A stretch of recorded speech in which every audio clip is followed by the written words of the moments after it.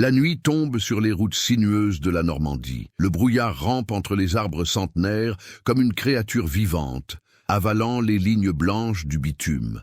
À l'intérieur d'une Peugeot 406 grise, Marc Dulac conduit seul. Il a 42 ans, des cernes sous les yeux et ce regard fatigué des hommes qui travaillent trop. La radio grésille. Les stations se perdent dans cette zone morte entre deux villages. Il tourne le bouton. Rien que du bruit blanc. Il l'éteint. Le silence s'installe, épais comme le brouillard dehors. Ses phares percent à peine 10 mètres devant lui. Les essuie-glaces balaient l'humidité sur le pare-brise dans un rythme hypnotique. Gauche, droite, gauche, droite. Marc bâille. Il regarde l'horloge du tableau de bord. 23h47. Encore 30 kilomètres avant Rouen. Encore 30 kilomètres avant son lit. Il pense à sa femme, déjà endormie sans doute. Il pense à sa journée de merde au bureau.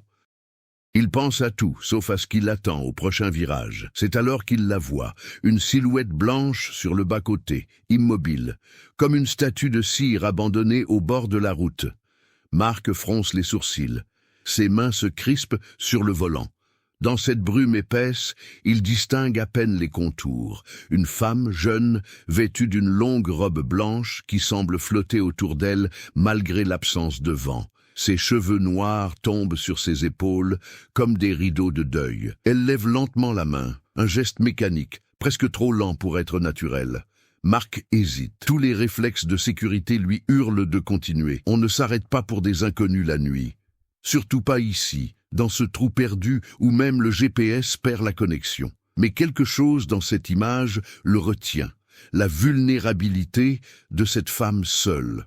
Ou peut-être la culpabilité. Cette petite voix morale qui lui dit qu'il ne peut pas l'abandonner là, au milieu de nulle part. Il freine doucement. La voiture ralentit, s'arrête à sa hauteur. Marc baisse la vitre passager. L'air froid s'engouffre dans l'habitacle, charriant avec lui une odeur étrange. Ni fleurs ni pourriture, mais quelque chose entre les deux. Quelque chose d'ancien. Vous avez besoin d'aide ? Sa voix résonne trop fort dans le silence. La femme ne répond pas immédiatement. Elle tourne la tête vers lui avec une lenteur de film au ralenti. Son visage émerge de l'ombre, pâle, presque translucide, avec des yeux noirs immenses qui semblent absorber la lumière des phares. Elle est belle, d'une beauté glacée et irréelle. Ses lèvres bougent, mais aucun son n'en sort d'abord. Puis, dans un souffle, je dois rentrer. Sa voix est creuse, comme si elle venait de très loin. Marc sent un frisson lui parcourir l'échine, mais il pousse déjà le bouton pour déverrouiller les portes. Qu'est-ce qu'il fait, bordel? Pourquoi il fait ça? La portière s'ouvre, elle monte, le mouvement est fluide, sans effort, comme si elle glissait plutôt qu'elle ne marchait. La portière se referme avec un claquement sourd. Marc attend qu'elle attache sa ceinture. Elle ne le fait pas. Elle reste assise là, les mains croisées sur ses genoux, fixant droit devant elle à travers le pare-brise embué. « Où est-ce que je vous dépose ?» Marc essaie de prendre un ton normal, amical même, mais sa gorge est serrée. « Plus loin !» C'est tout ce qu'elle dit. Marc redémarre. La voiture reprend sa route dans le brouillard. Il jette des coups d'œil furtifs vers sa passagère. Elle ne bouge pas, ne cligne même pas des yeux. Sa robe blanche est impeccable, sans une tache, sans une ride, comme si elle venait tout juste de sortir d'une boîte. Bizarre. Tout est bizarre. L'air dans la voiture semble s'être refroidi de plusieurs degrés. Marc peut voir son propre souffle formé de petits nuages de vapeur. Il fait froid, non? Il tend la main vers le chauffage, l'augmente au maximum. Le ventilateur souffle de l'air chaud, mais la température ne monte pas. Silence. Les kilomètres défilent. 3, 5, 10. Elle ne dit toujours rien. Marc commence à sentir la tension monter dans sa nuque, cette boule d'angoisse qui grossit dans son ventre. Pourquoi elle ne parle pas? Pourquoi elle reste assise comme ça, raide comme un cadavre? La route se resserre. Un virage serré approche. Marc le connaît bien. Il l'emprunte 2 fois par jour. Un virage dangereux où il y a eu des accidents. Plusieurs. Des croix blanches plantées dans le talus en témoignent. Il lève le pied de l'accélérateur. C'est à ce moment précis qu'elle bouge. Sa tête pivote lentement vers lui. Ses yeux noirs le fixent avec une intensité insoutenable. Et elle ouvre la bouche.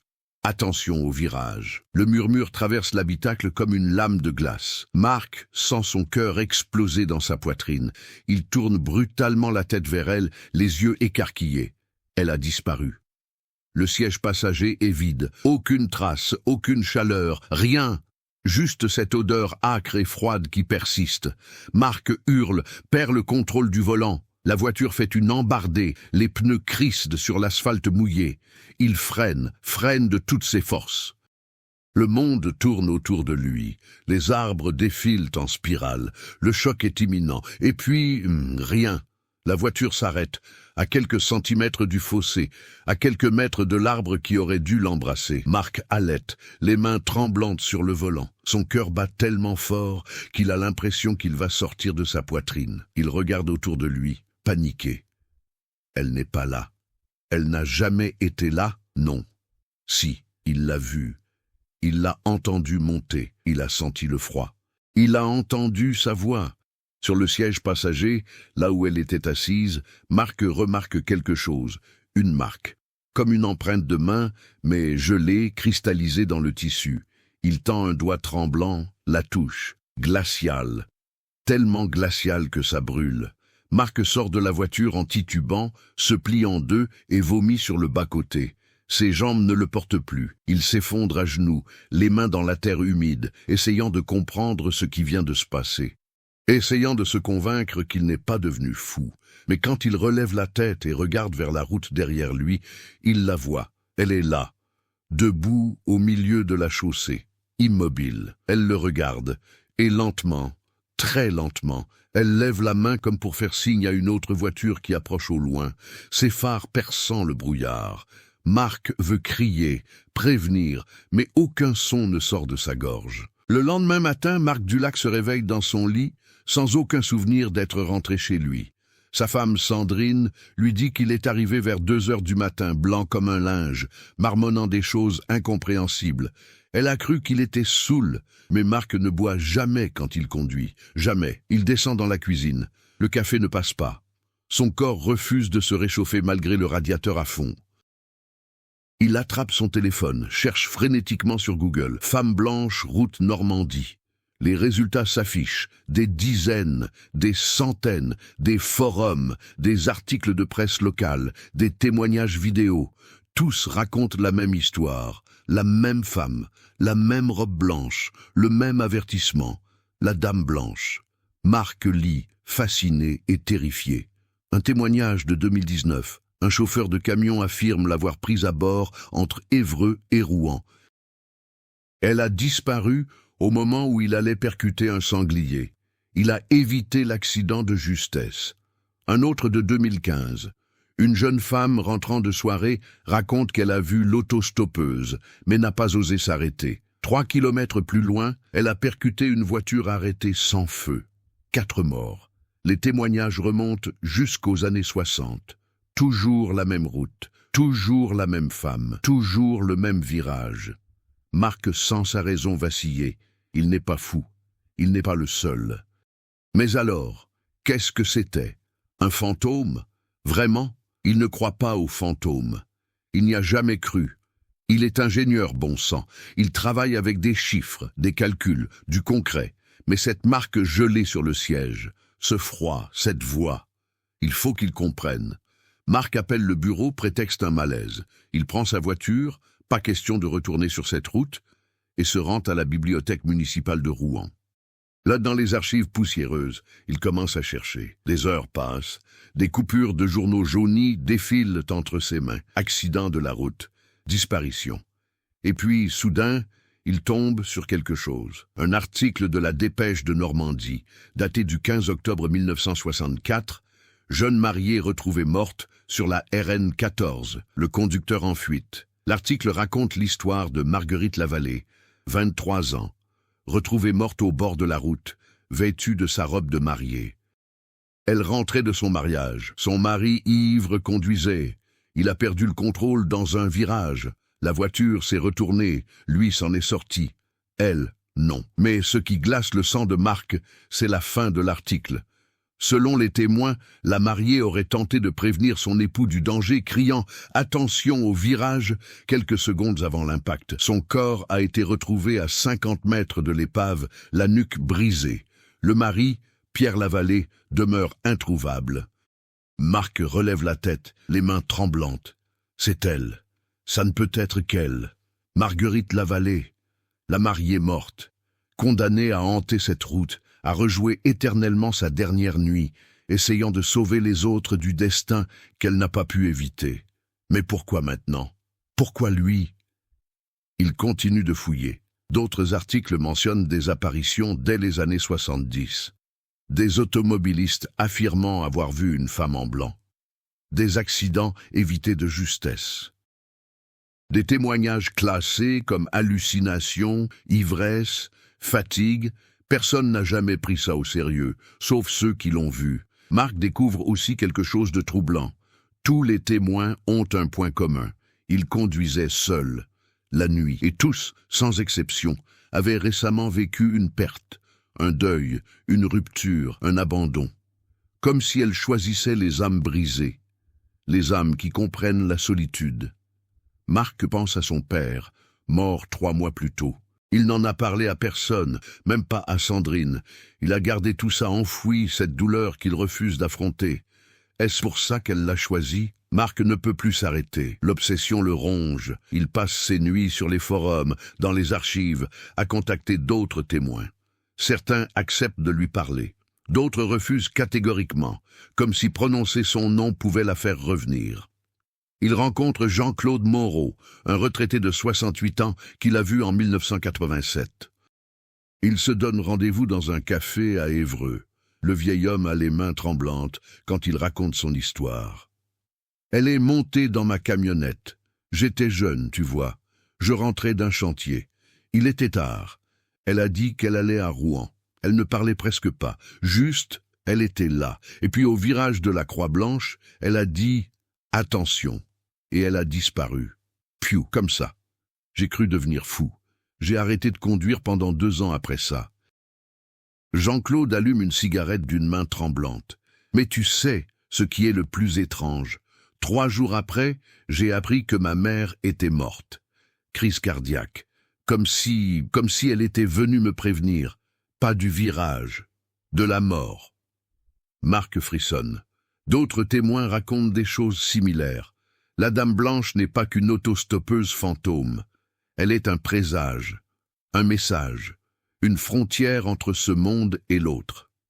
Marc décide de retourner sur les lieux. Il faut qu'il comprenne, il faut qu'il la revoie. En plein jour, il se rend au virage de la Croix-Blanche. L'endroit est sinistre même sous le soleil. Des croix blanches bordent le talus, certaines récentes, d'autres rongées par le temps. Il compte 17 croix, 17 morts. Il remarque l'une d'elles, plus ancienne, presque illisible. Il s'approche, gratte la mousse avec ses doigts, les lettres apparaissent lentement. Marguerite Lavallée, 1941-1964, repose en paix, son cœur s'arrête. C'est là. C'est exactement là qu'elle est morte. Marc s'agenouille devant la croix. Des fleurs fanées reposent à son pied, déposées récemment. Qui vient encore honorer sa mémoire 60 ans plus tard? Il entend un bruit derrière lui. Des pas. Marc se retourne brusquement. Une vieille femme approche, courbée par l'âge, tenant une gerbe de roses blanches. Elle le regarde avec des yeux bleus délavés. « Vous la cherchez, vous aussi ?» demande-t-elle d'une voix cassée. Marc se relève, déstabilisé. « Vous la connaissez ?» La vieille femme sourit tristement. « C'était ma sœur. » Le monde s'arrête. Marc reste figé, incapable de parler. La femme s'agenouille lentement, dépose les roses au pied de la croix. « Je m'appelle Louise, Louise Lavallée. J'avais 17 ans quand Marguerite est morte. Elle devait être la plus belle mariée du monde ce jour-là. Les larmes coulent sur ses joues ridées. Mais cet imbécile de Pierre, il avait trop bu. Tout le monde le savait, mais il a quand même voulu conduire. Et ma sœur, ma pauvre sœur, Louise sanglote. Marc s'accroupit à côté d'elle, pose une main sur son épaule. Elle ne repose pas en paix, vous comprenez? Louise lève vers lui des yeux remplis de douleur. Elle ne peut pas. Pas tant qu'elle essaiera de sauver les autres. C'est ce que dit la légende, en tout cas. Elle reste ici, prisonnière, jusqu'à ce que... Jusqu'à ce que quoi? Louise hésite. Jusqu'à ce que quelqu'un retrouve Pierre, son mari. Il a disparu le soir de l'accident. Personne ne sait ce qu'il est devenu. Certains disent qu'il s'est enfui en Amérique, d'autres qu'il s'est suicidé quelque part. Mais tant qu'on ne sait pas, tant qu'il n'y a pas eu justice, elle reste. Marc sent quelque chose se nouer dans son esprit, un plan.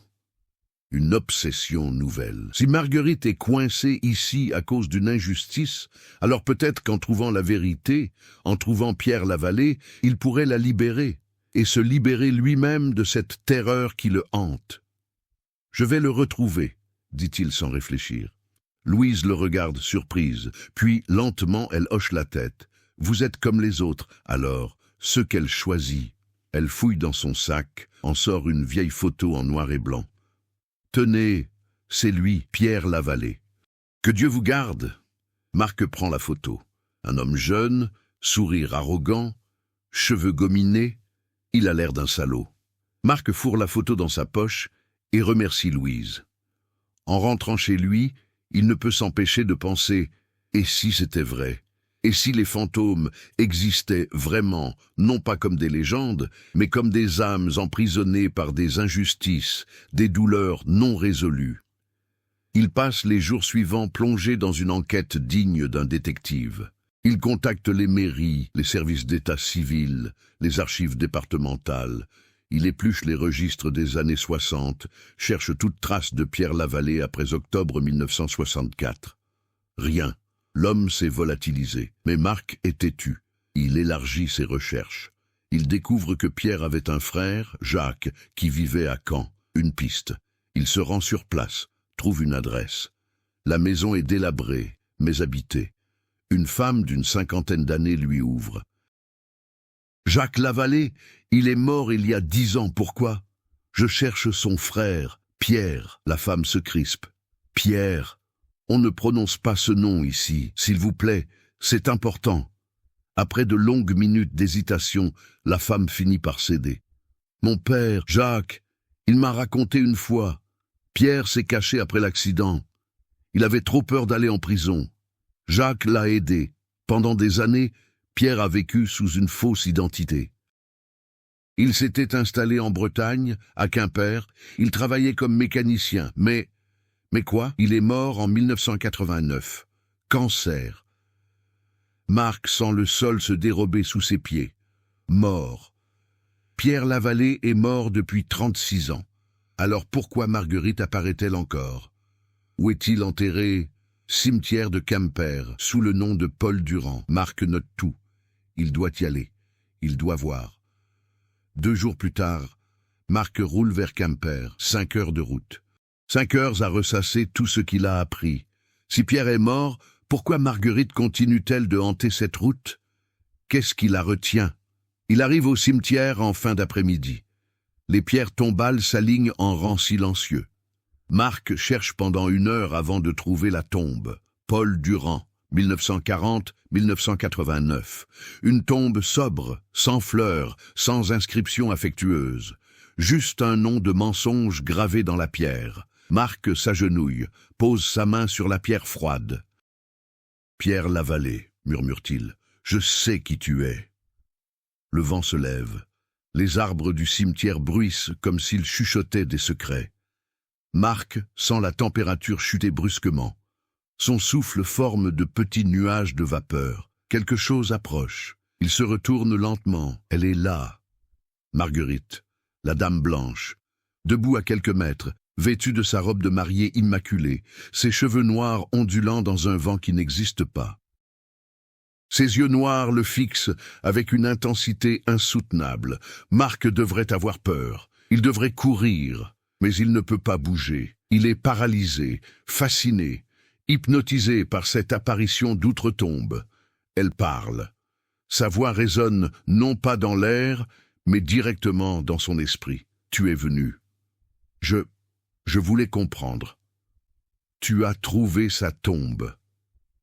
Elle regarde la pierre tombale avec un mélange de tristesse et de rage. Il a vécu. Pendant 25 ans, pendant que je mourais chaque nuit, encore et encore, sur cette route maudite. Pourquoi tu ne peux pas partir? Il est mort. C'est fini. Marguerite tourne son regard vers lui. Parce qu'il n'a jamais payé, parce que personne ne s'est souvenu de moi, parce que ma mort a été classée comme un accident, et lui, il a continué à vivre sous un autre nom, comme si je n'avais jamais existé. Les larmes coulent sur ses joues translucides. Marc sent son cœur se serrer. Cette douleur, il la comprend. Cette injustice, il la ressent. Que puis-je faire? Marguerite s'approche. Chaque pas vers lui abaisse encore la température. Marc tremble maintenant. Ses dents claquent. Elle tente une main vers lui, mais ne le touche pas. Si près pourtant. Dis la vérité, raconte mon histoire. Fais en sorte qu'on se souvienne. Comment? Tu sais comment. Elle recule, commence à s'estomper dans l'air. Attention au virage, Marc Dulac. La mort nous attend tous. Mais l'oubli est pire. Elle disparaît. Marc reste seul dans le cimetière, tremblant, les joues mouillées de larmes qu'il ne savait pas avoir versées. Il comprend maintenant. Ce n'est pas la vengeance que Marguerite cherche, c'est la mémoire, le souvenir, la reconnaissance qu'elle a existé, qu'elle a souffert, qu'elle a été victime. Il sort son téléphone, appelle un ami journaliste. « J'ai une histoire pour toi, une vraie. Tu ne vas pas me croire, mais je t'en supplie, écoute-moi. » 3 semaines plus tard, l'article paraît. Le Parisien lui consacre 2 pages entières. La Dame Blanche de Normandie, l'histoire vraie de Marguerite Lavallée. L'article raconte tout. L'accident de 1964, la fuite de Pierre, sa vie sous une fausse identité, les dizaines de témoignages à travers les décennies, les analyses, les recherches. Marc y a contribué, fournissant documents, photos, témoignages. L'article devient viral en quelques heures. Les réseaux sociaux s'enflamment. Les gens partagent, commentent, se souviennent. Des initiatives naissent. Un mémorial est érigé au virage de la Croix-Blanche. Une statue de marbre représentant une mariée, avec une plaque gravée de son nom. Marguerite Lavallée, 1941-1964. Victime d'une injustice, pas d'un accident. Marc assiste à l'inauguration. Des centaines de personnes sont venues. Certains ont fleuri la statue, d'autres ont déposé des lettres, des témoignages. Louise, la sœur de Marguerite, est là aussi, en larmes. Elle serre Marc dans ses bras. « Merci », murmure-t-elle, « merci de lui avoir rendu son nom. » Cette nuit-là, Marc retourne sur la route, seul. Il conduit lentement, traversant le brouillard, passant devant le mémorial illuminé par des dizaines de bougies. Il arrive au virage, il s'arrête, coupe le moteur, attend. Le silence est total, pas de vent, pas de bruit, juste la nuit et la brume. Et puis, il la voit, une dernière fois. Elle se tient au bord de la route, vêtue de blanc, mais quelque chose a changé. Son visage est apaisé, ses yeux ne sont plus noirs, mais clairs, lumineux. Elle sourit, un vrai sourire. Elle lève la main, pas pour demander une ride, pour dire au revoir. Marc sent les larmes couler. Il lève la main à son tour. Repose en paix, Marguerite. Elle hoche la tête, et lentement, très lentement, elle s'estompe. Comme une brume qui se dissipe au soleil, elle disparaît dans la lumière. Marc reste là, seul dans sa voiture, pleurant pour une femme qu'il n'a jamais connue, mais qui a changé sa vie. Il pense à son père, aux mots qu'il n'a jamais dits, aux adieux qu'il n'a jamais faits. Mais ce soir, dans cette voiture, sur cette route hantée, Marc Dulac fait la paix avec ses fantômes. Il redémarre, et cette fois, le chauffage fonctionne. 6 mois plus tard, Marc a quitté son travail d'ingénieur. Il écrit maintenant des histoires vraies, des histoires oubliées, des histoires de gens qui méritent qu'on se souvienne. Son premier livre s'intitule « La Dame Blanche », histoire d'une mariée fantôme. Il devient un succès. Les gens le lisent, pleurent, partagent. Certains écrivent à Marc pour raconter leur propre rencontre avec l'inexpliqué. Il reçoit aussi des lettres de gens qui affirment avoir vu Marguerite une dernière fois. le soir de l'inauguration du mémorial, marchant paisiblement le long de la route, main dans la main, avec un homme en costume, peut-être son mari, libéré lui aussi de ses mensonges. Marc ne sait pas s'il doit croire ces témoignages, mais il veut y croire. Il veut croire que certaines âmes trouvent enfin la paix. Le virage de la Croix-Blanche est toujours dangereux. Des accidents y surviennent encore. Mais depuis l'inauguration du mémorial, aucun témoin n'a rapporté avoir vu la Dame Blanche. Certains disent qu'elle est partie, d'autres qu'elle veille encore, invisible, guidant les automobilistes dans l'ombre. Marc, lui, sait la vérité. Les fantômes n'existent que tant qu'on les oublie. Et Marguerite Lavallée, après 60 ans d'errance, a enfin son nom gravé dans la pierre et dans les mémoires. Elle peut enfin se reposer. La nuit tombe à nouveau sur la Normandie. Un jeune homme de 25 ans conduit seul sur la RN 14. Il s'appelle Thomas. Il rentre d'un enterrement, celui de sa mère.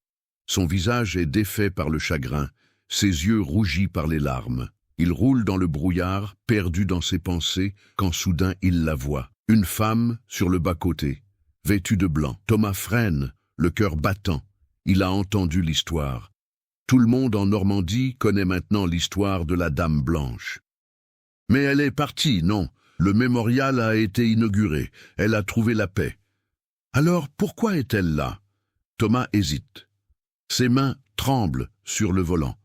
La femme ne bouge pas, immobile comme une statue de cire, mais ce n'est pas Marguerite. Thomas le sait instinctivement. Cette femme est différente, plus jeune. Ses cheveux sont châtains, pas noirs. Sa robe blanche est moderne, pas vintage. Elle lève la main. Thomas sent son estomac se nouer. Que doit-il faire? S'arrêter? Continuer? Appeler la police? Mais s'il continue et qu'elle a vraiment besoin d'aide, s'il la laisse là et qu'il arrive quelque chose, il prend une décision. Il baisse la vitre passager. « Ça va? Vous avez besoin d'aide ?» La femme tourne lentement la tête vers lui. Son visage émerge du brouillard. Elle est vivante, réelle. Des larmes coulent sur ses joues. Elle porte une robe de soirée blanche, déchirée au niveau de l'épaule. Du mascara coule sous ses yeux. « Mon copain !» Sa voix se brise. Il a essayé de... « S'il vous plaît, aidez-moi !» Thomas comprend immédiatement. Il déverrouille les portes. « Montez, vite !» Elle monte, claquant la portière derrière elle. Thomas démarre en trombe, jetant des coups d'œil dans le rétroviseur pour voir si quelqu'un les suit. Rien, juste le brouillard et la nuit. Où est-ce que je vous emmène? Hôpital? Police? Juste loin d'ici. Elle sanglote, recroquevillée sur le siège passager. Thomas conduit en silence pendant quelques kilomètres. Il pense à sa mère, à ce qu'elle lui aurait dit de faire. Elle aurait voulu qu'il aide cette femme, qu'il soit là pour quelqu'un qui souffre. Comment vous vous appelez? Chloé. Moi c'est Thomas. Écoutez, Chloé, je vais vous emmener à la gendarmerie la plus proche, d'accord? Vous allez porter plainte. Ce que votre copain a fait, ce n'est pas acceptable. Chloé hoche la tête faiblement. Merci infiniment. Ils arrivent au virage de la Croix-Blanche. Le mémorial de Marguerite brille doucement dans la nuit, illuminé par des bougies LED. Thomas ralentit instinctivement, jetant un coup d'œil vers la statue de marbre. Et c'est à ce moment qu'il la voit. Marguerite, debout à côté de son mémorial. Elle ne porte plus sa robe de mariée, mais une simple robe blanche, moderne, apaisée. Elle regarde Thomas et Chloé passer. Et lentement, très lentement, elle sourit. Thomas cligne des yeux. Elle a disparu. Était-elle vraiment là, ou était-ce un reflet du brouillard, une projection de son esprit fatigué? Il ne le saura jamais. Mais dans son cœur, il comprend quelque chose de fondamental. Les fantômes ne sont pas toujours des créatures effrayantes venues nous hanter. Parfois, ce sont des gardiens, des guides, des âmes qui choisissent de rester pour protéger les vivants. Marguerite n'a pas disparu. Elle a juste changé de mission. Elle ne cherche plus à sauver les conducteurs du virage mortel. Elle veille maintenant sur les âmes perdues, sur ceux qui roulent seuls dans la nuit avec leur douleur, leur peur, leur désespoir. Thomas continue de conduire, Chloé à ses côtés, et pour la première fois depuis l'enterrement de sa mère, il sent quelque chose comme de la paix descendre sur lui. Comme si une main invisible avait touché son épaule, lui murmurant que tout irait bien. Attention au virage, murmure-t-il pour lui-même, un sourire triste aux lèvres. Les mois deviennent des années. L'histoire de la Dame Blanche s'ancre dans le folklore normand, mais d'une manière différente maintenant. Ce n'est plus une légende urbaine effrayante racontée pour faire peur aux enfants. C'est devenu un symbole, un rappel. Le mémorial au virage de la Croix-Blanche devient un lieu de pèlerinage. Pas seulement pour Marguerite, mais pour toutes les victimes d'accidents de la route, pour tous ceux qui sont morts trop jeunes, trop injustement, trop vite. Des gens viennent y déposer des fleurs, des photos, des lettres. Le lieu se transforme en sanctuaire spontané de la mémoire collective.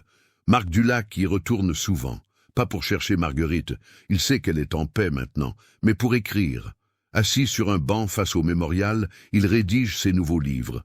Des histoires de gens oubliés, des histoires qui méritent d'être racontées. Un soir de novembre, alors qu'il écrit sous la lumière déclinante du crépuscule, une femme s'approche de lui. Elle a la cinquantaine, le regard doux, et porte un bouquet de roses blanches. « Vous êtes Marc Dulac, l'auteur ?» Marc lève les yeux, surpris. « Oui, c'est moi.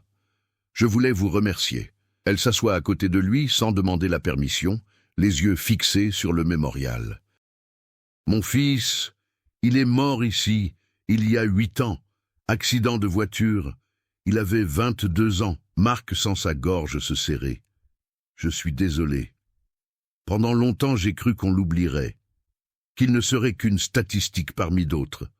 Mais grâce à ce mémorial, grâce à votre livre, les gens se souviennent maintenant. Ils se souviennent que chaque croix blanche sur le bord des routes représente une vie, un prénom, une famille brisée. Elle dépose les roses au pied de la statue. Je ne sais pas si votre Dame Blanche existe vraiment, mais je veux y croire. Je veux croire que mon fils veille quelque part, qu'il n'a pas complètement disparu. Marc pose une main sur son épaule. Il n'a pas disparu. Tant que vous vous souvenez de lui, il existe. La femme sourit à travers ses larmes, hoche la tête et s'éloigne lentement dans le crépuscule. Marc reste seul. Il regarde la statue de Marguerite, baignée dans la lumière dorée du soleil couchant. Il pense à tous ceux qu'il a rencontrés au cours de son enquête, à tous ses témoins, ses familles, ses âmes en peine cherchant une forme de rédemption, de compréhension, de mémoire. Il comprend maintenant pourquoi Marguerite l'a choisi cette nuit-là sur la route. Ce n'était pas un hasard, ce n'était pas juste parce qu'il était en deuil, c'était parce qu'il avait la capacité, le devoir, de transformer cette douleur en quelque chose de plus grand, en mémoire, en héritage. Marc rouvre son carnet et continue d'écrire. Avec le temps, d'autres histoires émergent, des témoignages nouveaux mais différents. Les gens ne rapportent plus des apparitions effrayantes de la Dame Blanche. Ils parlent de sensations étranges, de moments inexplicables qui leur ont sauvé la vie.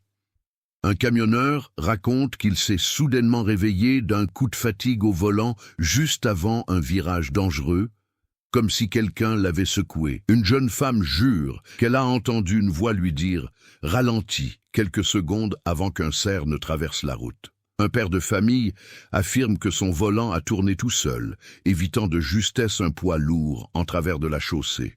Des interventions invisibles, des sauvetages silencieux. Marc collectionne ces témoignages. Ils forment un nouveau chapitre de son livre, Les gardiens de la route. Il y explore cette idée que certaines âmes choisissent de rester non par vengeance ou par tourment, mais par compassion, par amour. L'idée fait son chemin dans les esprits. Bientôt, d'autres régions de France rapportent leurs propres gardiens. Un motard fantôme dans les Alpes qui guide les conducteurs perdus. Une vieille femme en Bretagne qui apparaît avant les tempêtes pour prévenir les marins. Un enfant dans le sud qui signale les zones dangereuses aux touristes.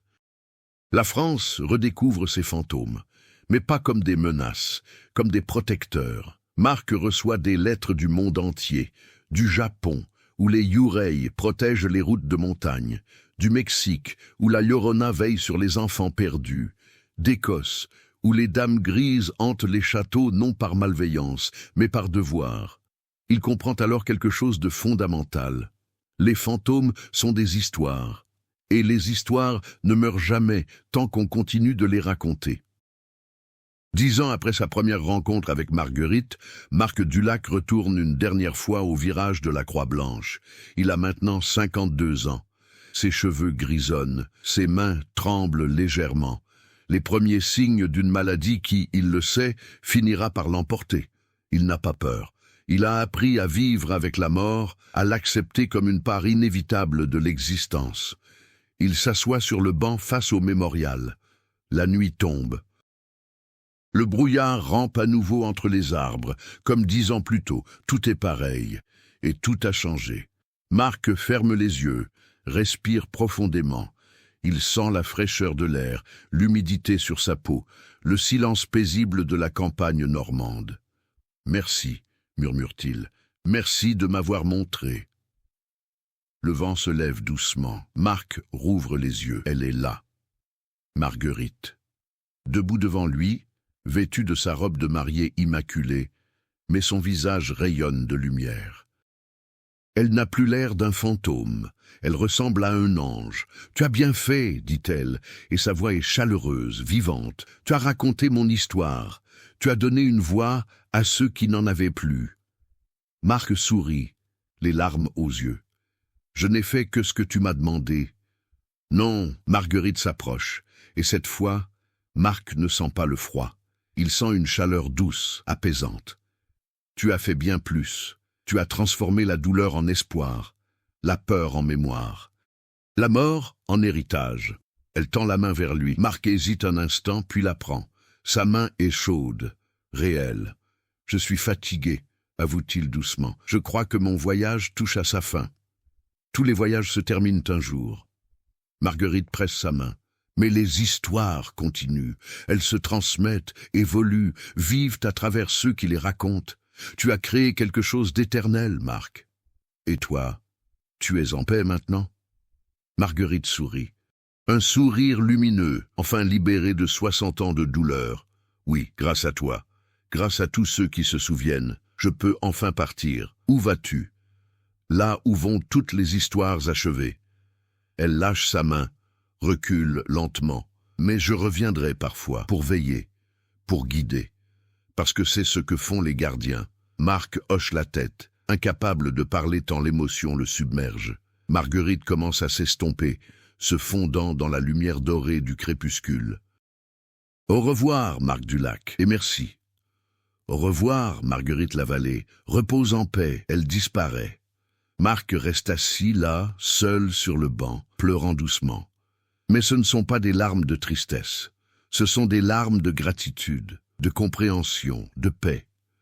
Il sait maintenant qu'il n'a plus peur de mourir, parce que la mort n'est pas la fin, c'est juste un virage sur une route infinie, et quelqu'un veillera toujours pour nous guider.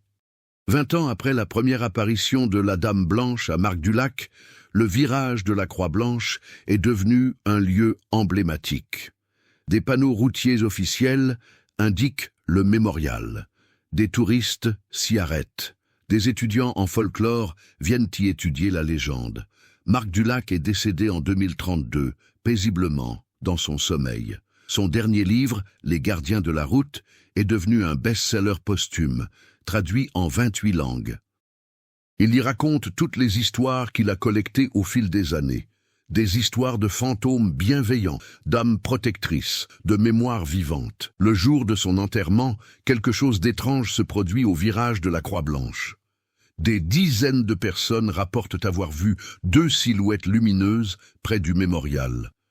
Une femme en robe de mariée blanche et un homme en imperméable gris. Ils se tenaient côte à côte, regardant passer les voitures, veillant. Certains disent que c'était une illusion, un reflet du soleil sur le brouillard, une projection collective de l'imagination. D'autres savent mieux, car les gardiens ne partent jamais vraiment. Ils restent là où ils sont nécessaires, là où leur histoire continue d'avoir un sens, là où leur mémoire peut encore sauver des vies. Aujourd'hui, si vous conduisez de nuit sur la RN 14 en Normandie, soyez attentifs. Vous ne verrez peut-être pas la Dame Blanche. Mais dans les moments de danger, dans les virages serrés, dans le brouillard épais, vous sentirez peut-être une présence. Une main invisible qui guide votre volant. Une voix qui murmure à votre oreille. Attention aux virages, et vous saurez alors que vous n'êtes pas seul sur cette route, que quelqu'un veille, toujours, car les histoires ne meurent jamais, elles deviennent des légendes, et les légendes deviennent éternelles. Nous sommes en 2045. Une jeune femme de 28 ans, prénommée Emma, conduit seule sur la RN 14. Elle est journaliste, travaillant sur un reportage sur les légendes urbaines françaises. Elle a lu tous les livres de Marc Dulac. Elle connaît l'histoire par cœur, mais elle n'y croit pas vraiment. Pour elle, la Dame Blanche est une belle histoire, un symbole, une métaphore sur le deuil et la mémoire. Rien de plus. La nuit tombe, le brouillard s'épaissit. Emma allume ses phares, vérifie son GPS. Plus que 15 kilomètres avant son hôtel à Rouen. Elle bâille, fatiguée par cette longue journée d'interviews et de visites, et soudain, elle freine brutalement. Une silhouette blanche se tient au milieu de la route. Emma étouffe un cri, les mains crispées sur le volant. Son cœur bat à tout rompre. C'est impossible, ce n'est pas réel. Ça ne peut pas être réel. La silhouette avance lentement vers la voiture. Emma veut faire marche arrière, mais son corps ne répond plus. Elle est paralysée par la peur, par l'incrédulité, par cette certitude viscérale que ce qu'elle voit défie toute logique. La silhouette s'approche de la vitre conducteur. Emma peut maintenant distinguer son visage. C'est une jeune femme, belle, pâle, vêtue d'une robe de mariée vintage. Ses yeux noirs plongent dans ceux d'Emma. Elle sourit, et puis elle murmure, sa voix traversant la vitre comme si elle n'existait pas. « N'aie pas peur. Continue ton chemin. Raconte mon histoire. Et souviens-toi. » Emma cligne des yeux. La silhouette a disparu. Elle reste assise là, tremblante, en sueur, essayant de comprendre ce qui vient de se passer. Hallucination, fatigue, suggestion mentale après avoir passé la journée à étudier la légende. Elle démarre lentement, le cœur encore battant. Elle roule pendant 2 kilomètres en silence, essayant de rationaliser l'expérience. Puis elle arrive au virage de la Croix-Blanche. Et elle comprend. Parce que si elle n'avait pas freiné quelques minutes plus tôt, si elle n'avait pas ralenti à cause de cette apparition, elle serait arrivée à ce virage exactement au même moment qu'un camion fou, dévalant en sens inverse, hors de contrôle. Elle voit les débris, les pompiers, l'ambulance, le camion retourné dans le fossé. Elle a évité l'accident, de quelques secondes. Emma se gare sur le bas-côté, les jambes tremblantes. Elle sort de la voiture, marche jusqu'au mémorial. La statue de Marguerite Lavallée se dresse dans la nuit, illuminée par des bougies qui ne devraient pas brûler avec autant de vent. Emma pose sa main sur le marbre froid, et elle murmure « Merci ». Le vent lui répond, portant avec lui un parfum de rose blanche et une voix si faible qu'elle pourrait être imaginée. Attention au virage. Emma sourit à travers ses larmes. Elle sort son téléphone, ouvre l'application Notes et commence à écrire. Il était une fois une femme nommée Marguerite Lavallée. L'histoire continue, encore et toujours, car les gardiens ne meurent jamais. Ils attendent simplement le prochain compteur. Fin ou plutôt à suivre, car chaque route a ses fantômes, et chaque fantôme a son histoire. À vous de les raconter. Note de l'auteur. Cette histoire est une fiction inspirée de la légende urbaine française de la Dame Blanche, l'autostoppeuse fantôme. Cette légende existe sous différentes formes, partout en France et dans le monde, témoignant de notre fascination collective pour l'inexpliqué et notre besoin de donner du sens aux tragédies routières. Que vous croyiez ou non aux fantômes, souvenez-vous de ceci. Chaque croix blanche au bord d'une route représente une vie perdue, une famille brisée, une histoire interrompue. Conduisez prudemment, souvenez-vous des disparus, et faites attention aux virages.